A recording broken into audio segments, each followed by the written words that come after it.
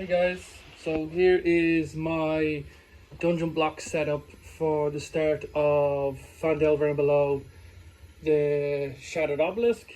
So we have, the very first thing is the Goblin Ambush. So we have our party, oxen, wagon, and we have the goblin set up with the dead horse, yada yada yada.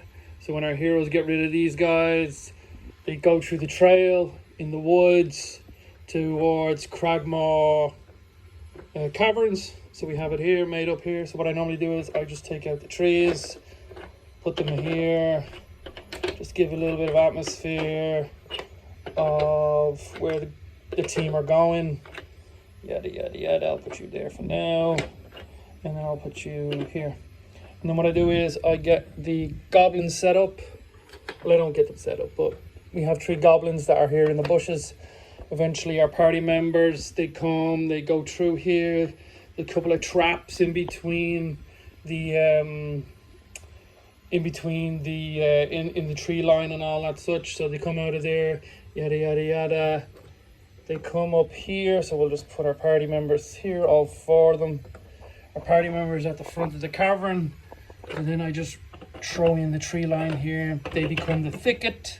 Ooh, that one fell. They become the dense thicket blocking the other side of the river, so on and so forth. So the party either sneak past or they figure out that there's goblins in there. They bang them out. That's what my party members did because they're just savages. Eventually they came into the cave. And as you see in the first cave, we have the dogs, which ended up being a boss fight for my party for some reason. It took forever for them to kill these 3 dogs. However, when they came into the cave itself, the cave system, they never spotted the goblin at all, and the goblin spotted them because they were very loud. And he obviously took off down into the pool area, and then the water came and flushed him out. And our poor bard, he got down once. He got hit by 2 floods, which is pretty hilarious. I'll put him back here. So they sorted out the dogs. They came around here, and the guard that ran around the corner had them all waiting for a surprise attack before our party came. They also tried to climb up here. They fell, and they said fuck that, so they came back around. So our party had a big huge fight down here. Oh, put that back there. Oh, make sure we get it right for continuity. That's just me. And then what happened afterwards was the fight broke out. One of the goblins obviously runs away and informs Clerg that some people are in the caverns. Our party, they did pretty well here, I think. They kind of killed one of the dogs outright, and then another one appeared, and they killed him outright, I think. And then they got downed. Then our Orcules came up and basically Molotov cocktailed a couple of the orcs. And then the lads took out the last one pretty easily. So then what happened was our party decided not to sneak around. They kind of just said, fuck it, we'll go straight up. And all our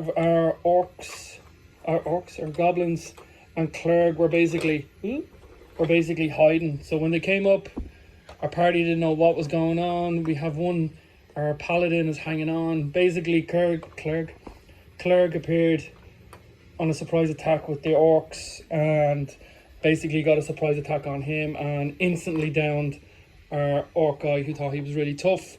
Clerg picked him up, and that's how the session ended. So that was our first session of Dungeons and Dragons, which was pretty cool. But I wanted to talk really about the dungeon block system, which I am currently using.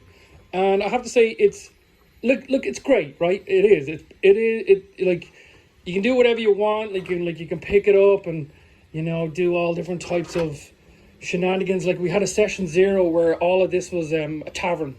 So I kind of had a session 0 where everyone got to meet Gundren instead of just kind of like starting on the cart. They started by meeting Gundren in the tavern, and then they got to know Gundren and they got to know Sildar.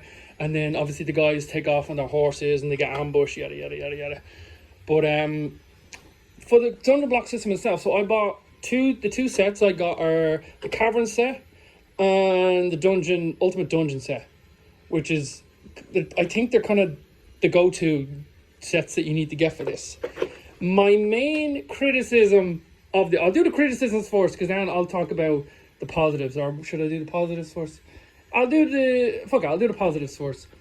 It looks really cool. Like when you have everything up and running, it looks really cool. I have the IKEA drawers here, and I have like loads more.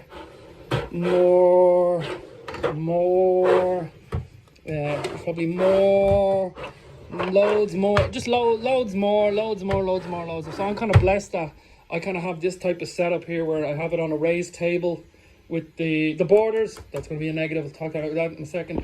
I have it raised up for the guys to play on, put the sheets and yada yada underneath. And then I have this in the office where I can just throw all my dungeon blocks in there. And so it's really cool. Like you can spend, I'm not gonna lie, you can spend hours just making stuff up and customizing things and all that. But at the moment I'm running my first ever dungeon, my first ever module, my first ever D&D campaign, my first time ever playing really. So I wanted to kind of go all out, so I found the dungeon block system. As I said, it looks cool. It's extremely sturdy. Like I could throw this at the wall and like look at, oh my god, did that go back in? Anyway, yeah, like they're really sturdy after you when you make them. As I said, it looks cool. There's so many things you can do with it. There's so many different like designs. It's just like Lego. You can make whatever you want. There's a few custom pieces in here that I found because I needed the trees and I needed grass. So grass, blah blah blah blah blah. I needed grass. However, I had a happy accident happen when I was trying to print regular dungeon blocks. The printer had a bit of a stroke. Printer's over there, print right now. The printer had a bit of a stroke and didn't finish them. So I was like, what do I do? So I basically just took some texture paint and put it over the top and just made grass. And then I realized I needed loads more grass. So I had to find some like free STL files online. So these are the grass blocks that aren't part of dungeon blocks. The trees, I think the trees are pretty cool to be honest. But like as I said, this is only like the first scenario for the Shattered Obelisk. So I'm going to be obviously creating, Phandelver's going to be on this board, so I have an idea for the whole town of Phandelver is going to be on this board. It's going to be pretty cool. Red Brand Hideout is going to be on this. We're going to put Thunder Tree on this. We're going to put CRAGMAW Castle on this. We're going to put Wave Echo Cave on this. Probably in maybe 3 parts because Wave Echo Cave is quite big. Then we've got in the other half of the story, we obviously go back to Phandelver and we have the other dungeons that appear like Talahundran, is it? And the crypts of Talahundran.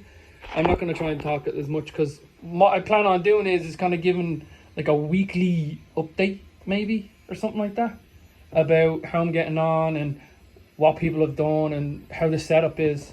But I know I probably haven't talked much about the dungeon blocks. But as I said, like it's really cool making them. Like when you make them and you see it out on the board, you're just like, you feel really proud that like this is it. It's such a good project to make. There's so many different things you can use this for. Like obviously I can use this for like Warhammer as well because I'm a big Warhammer fan. But getting into D&D, I kind of wanted to go big, and dungeon blocks, a lot of people had good things to say about dungeon blocks. So my negatives are, it's pretty simple. The negatives are the price. It's simple as that. The price of the blocks is kind of like, I think I had to pay like 70 something euros for it, for each set. Now look, I understand it being like a quality product, well a quality designed product, but my issue is the amount of fucking filament it takes to make these blocks is absolutely I don't even know how many reels I've gone through right now. Like I only got it in December for Christmas, and then I started printing in January.